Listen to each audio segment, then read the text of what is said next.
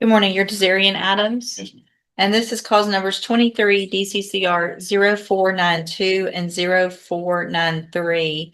Mr. Adams is on probation in each of those cases for deadly conduct, discharging a firearm. There have been motions to revoke filed in each of those cases. And what is the announcement? Judge, Mr. Burbank had requested the videos from the underlying misdemeanor cases that make the basis of the motion. We had sent through the online portal the link, and he informed me that it didn't work. So we'll have to physically copy those from him. Okay, so one reset, you should be able to get that done, go over it with Mr. Adams, and we'll get an announcement, you think? I mean, we were gonna plead, you didn't want us to plead to some of the counts, some, you wanted to announcement on all of them. And Right. Video, Judge. So that was. When was our last year? Was that? It was 30? about 3 or 4 weeks ago, Judge, and I was in trial. Mr. Burbank was in trial and had a wedding. And I followed up the last few days, trying to get the thing copied. I was informed it's on this online portal, so we sent the link, and then found out it didn't work. Okay, so I'll do just a normal reset, make sure y'all get it taken care of. We'll just have to do it soon the as- old-fashioned way and get it to them. Okay, if you'll get whatever they need, I don't know if they'll need a thumb drive, get whatever they need, and so we can get an announcement at that next court date. You can go back with the bailiff.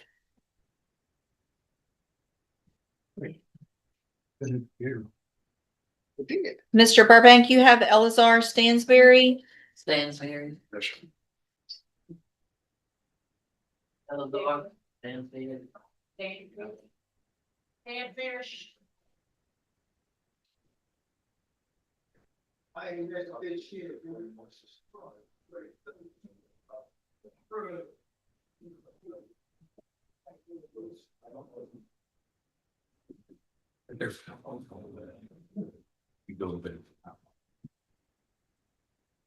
Good morning. Are you Elazar Stansberry? Eleazar, and Mr. Stansberry is charged with murder in cause number 26 DCCR 0174.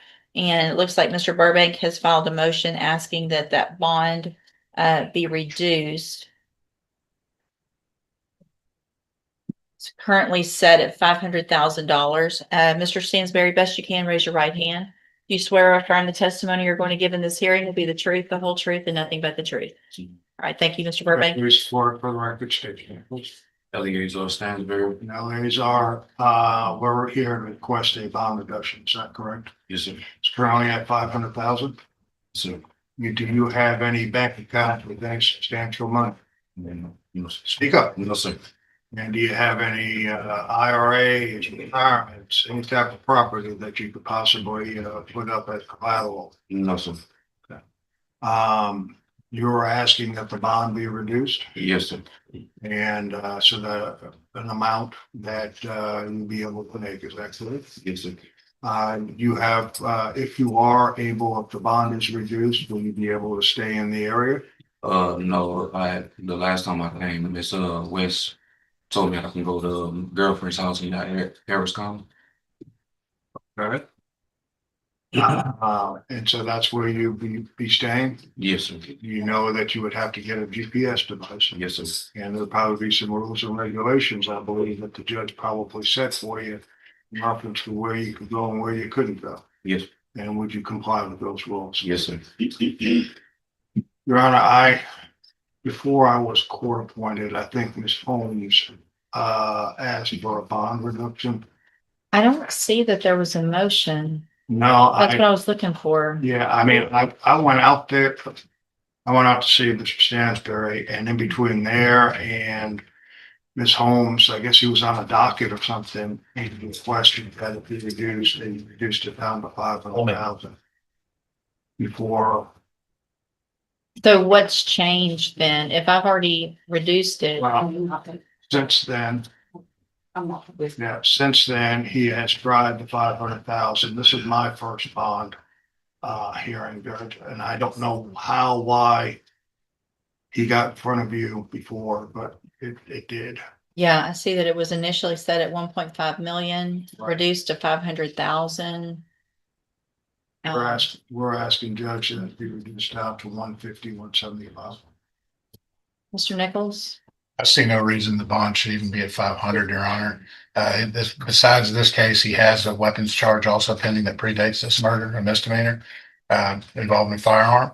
He's been in fights in the jail. He's done nothing, that would, I don't understand why we got down to 500, to be honest, Your Honor. Well, and I don't recall, and I don't see anything in the case on that either. So, yeah, I think at this point, based on the nature of the offense, I have taken judicial notice of the court's file, which includes the probable cause affidavit.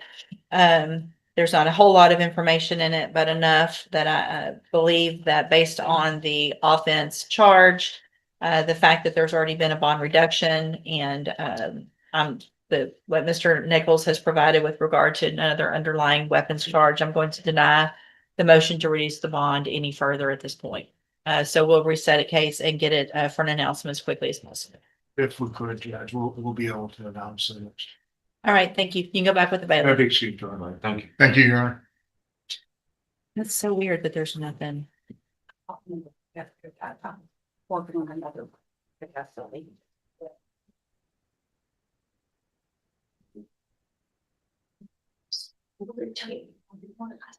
She said she has. See, Mr. Cashin on Larry Fitzgerald Williams. Larry Williams. Larry.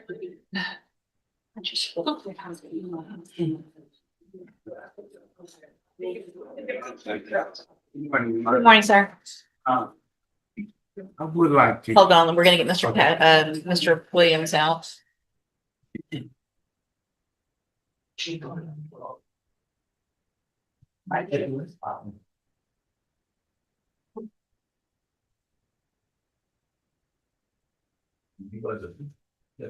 Right, sir, you are Larry Fitzgerald Williams? Yeah.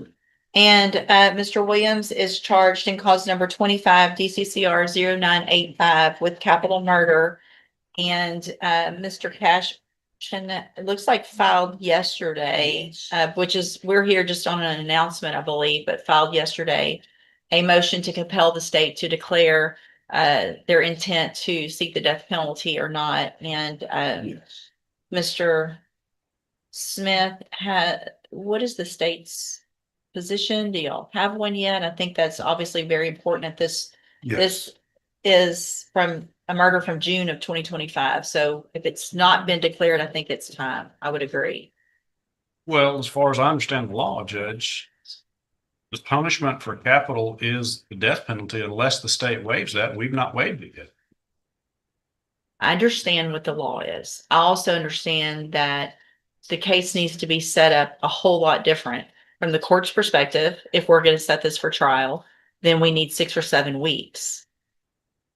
From Mr. Cashin's perspective, he's got a very different potential strategy and mitigation and all of that kind of stuff if we're going to go. And so I don't disagree that the state needs to make that decision. It's time for all of us to be setting it for trial or working something out. And if I'm going to hang on, if I'm going to set it for trial, I need to know what I'm setting it for trial for. So here's what I'm going to do. I'm going to reset the case, one reset, for you to meet with, whoever you need to meet with. I am going to, order that there isn't an answer, because we will be either setting it for trial or it'll be the end of the announcements. It's either going to be worked out as some type of plea or we're going to be setting it for trial at that next court date. And I need to be able to know what I'm setting it for. So get with whoever you need to get with. Let's get an answer between now and then so that we all know how to go forward. Since we're at that point, we'll be 10 months out. So it's time to figure out what to get it set for. So I'll reset it and we'll get that at that next court date. All right. You can go back with the bailiff.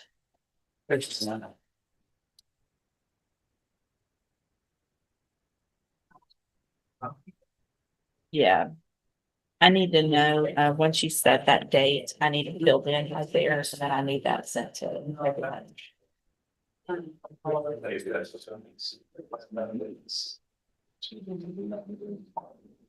Mr. Crocker, you've got Caleb, Laskowski. Good morning. How are you? It's been a little while. Make it out of the country to the big city. And I have to go back.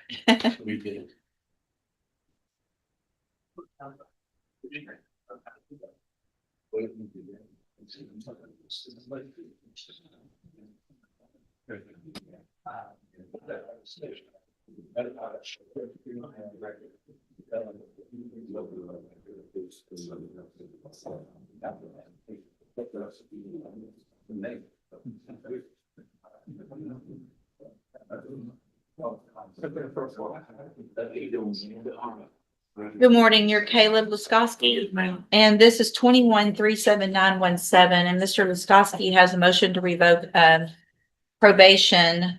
Underlying offense is evading arrest and detention with the use of a vehicle.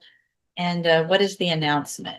Your Honor, you'll note that this was filed 2022. 22. Yeah, so He subsequently, after part of the basis of the motion was 2 convictions out of a different county, and he went and did time on those. And so we can either if the court's inclined to take our pleas to the allegations contained in the state's motion, we can do that, or 2, like figure out how much time he's got. It matters to the court. well, have you talked to Mr. Smith? I haven't. Okay, I'll hold the case. Y'all visit about it because it may be that y'all can get that information and get an offer and work it out this morning. My fear is it's going to be scattered across a couple of counties and a couple of state institutions. It may not be readily ascertainable. She's looking to see what she can find out, but y'all talk about Okay, possible whatever y'all can. Talk to Mr. Smith. I will. Ms. Warner can work on credit potentially, and then we can see if we can get an announcement. I think you can call. Mr. Galmore.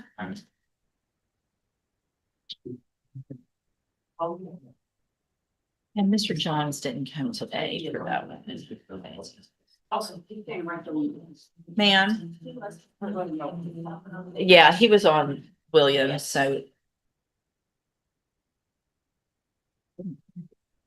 Marvin has got quite the docket today.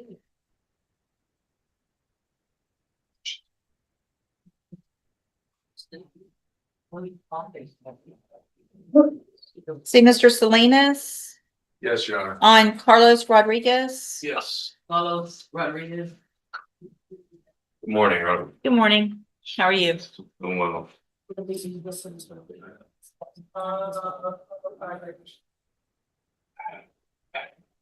Just the lighting was a little bit nicer than my skin tone, but It's not nice to any of ours. I see them online. I see them online I- sometimes. I'm like, oh man. I at least have a little bit of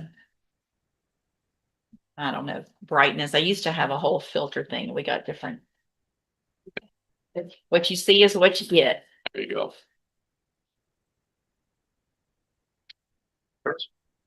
Just try not to look. I know. No, when I gotta film stuff for social media, I'm like, don't let me look at the camera myself. Good morning. Are you Carlos Rodriguez? Yes. And just for the record, Mr. Salinas, you're going to be able to translate for Mr. Rodriguez today. Yes, Your Honor. All right. And Mr. Rodriguez is charged in 24 DCCR 1584 and 1585 with indecency with a child by sexual contact. And what is the announcement? Ready, Your Honor. I guess last time we were here, we had to deal with the inspection videos. So it looks like that was, I'll bet after your order was signed, both me and the state were able to get those videos and an investigative report Good. there. So, and I believe state also filed motions for you to do an in-camera inspection of some CPS records regarding the children. That's correct, Your Honor. There could be exculpatory information there, and so I do like to request So- those records if yeah. necessary. I signed that order just yesterday. Okay. Yeah, So that takes a little bit to get those records back. understood. And And I was unopposed anyway to that, so that's fine. all right, so I guess what we need to do is reset it to get those records back. And then as soon as that happens, and typically what happens is they send 3 copies. They send an unredacted version to me, a redacted version to both of you. So you'll be able to go through it yourself. If there's something that you feel like has been redacted that I need to take a closer look to, or closer look at, then you can let me know. So we'll just do a normal reset. It's not likely we'll have them by then, but Understood. if you can, just because this has been going on a little bit, he's in custody, if you'll get with, Bourdain? Miss Adams. Miss Adams, I didn't want to say, I was about to say her first name, I couldn't, but yeah, if you'll get with Miss Adams and see if they can kind of move this one to the top of the list for us, since he's in custody and we're waiting on it now. And Your Honor, speaking with the state earlier about, just as far as trial dates go, August was mentioned. Is that about as far as? So what'll happen is, we have to get to that point to where it gets placed on the trial docket. I don't just put anything on the trial docket to kind of get more time. I want everybody to have all the discovery and then for it to for sure be a rejection of any plea agreement. And so what'll happen is once you are prepared to reject any offer, there's a document you'll do, a plea bargain rejection, so that I have something in writing. Yes. As soon as that's done, it'll get placed on the trial docket. Our trial dockets are about 2.5 to 3 months Okay. turnover from the time that you get on it to the next And one. I'll get a date with her. But we'll need that rejection first and everything. And so I'm assuming you don't want to reject until you get the CPS records. Yeah, and right now the current offer was from the last prosecutor. Ms. Pam here hasn't gotten a chance to fully review and give her own. So I'll just do a normal reset and then Ms. French can get an offer to you, and then we'll see where we get with regard to getting those records back. And as soon as that takes place, we can get it moved to the trial docket if that's what it's going to be. Gotcha. Okay. Yes. Thank you. Thank you. You can go back with the bailiff. See, is Mr. Bruce Smith here? That's pretty daddy. Okay. Finish one. Mr. Turk, you've got Ricardo Rodriguez. Ricardo Rodriguez. Yes. Good morning again, ma'am. And for the record, Ms. Burge will translate, and it's already been sworn in. So we can ask her anything we want to. She has been sworn in to translate. Thank you, Judge. Good morning, Mr. Quinn.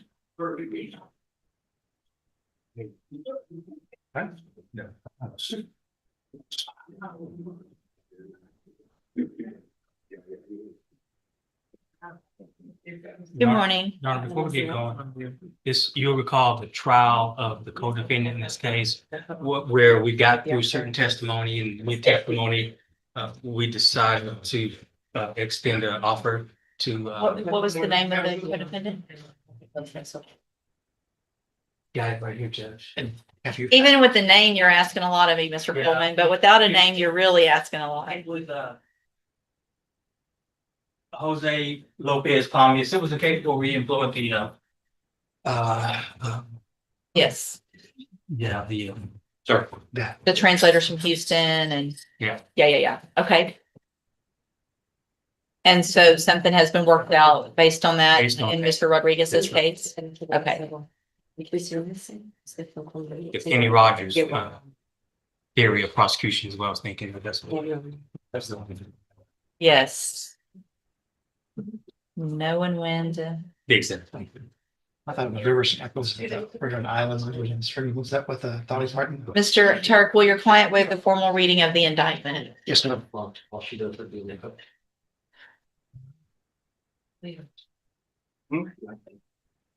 I don't think it's from the big. That's what No, I'm talking about one in the whole. I do damn right. We walk away from what else. Give me that.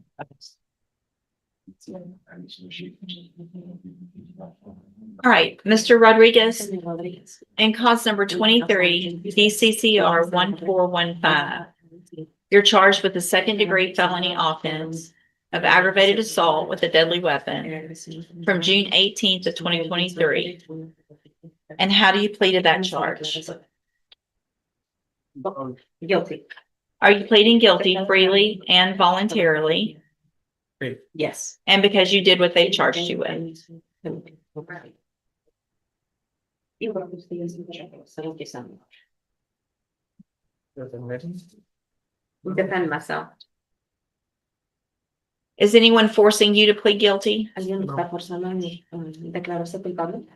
No. I have here on the tablet some documents that have your signature on them that the state's marked as exhibit number 1. Before you sign these, did you go over them with your attorney, with the interpreter? Yes. Do you fully understand ¿Sí them? los entiende? Yes. And do you understand if I follow the agreement that you made with the district attorney, that you will be waiving or giving up any right to appeal? I understand. Do you also understand, if you're not a US citizen, that a plea of guilty or no contest may result in your deportation, exclusion from admission to the country, or denial of naturalization under federal law? I understand. State tenders number 1, No objection. it's admitted. Is there any evidence that Mr. Rodriguez is not competent? No objection. All right, sir, I'm going to find that you entered your plea of guilty freely and voluntarily. Find that you're mentally competent and you understand the nature and the consequences of your plea. Find sufficient evidence to find you guilty, and at this time, find you guilty of aggravated assault with a deadly weapon. Sentence you in accordance with that agreement to a term of 2 years in prison. You will receive credit on that sentence for any time that you've been in custody that the law gives you the right to receive. There will be an affirmative finding of a deadly weapon. And You're- A dismissal for the Shane case, Judge. right, you're currently serving time in TDC, is that correct? Yes. This will run concurrently or at the same time with whatever you're serving time with as well. And I will sign a dismissal as part of this agreement and cause number 23 DCCR 1416. I'm handing you the trial court certification. That shows that this was an agreement that I followed, and so you waived your right to appeal. I've also handed you a written admonishment regarding your ineligibility to possess a firearm or ammunition. That admonishment is in Spanish. You need to read it carefully. Because of the judgment entered against you, you're ineligible under Texas law to possess a firearm or ammunition. Possession of a firearm or ammunition could lead to charges against you.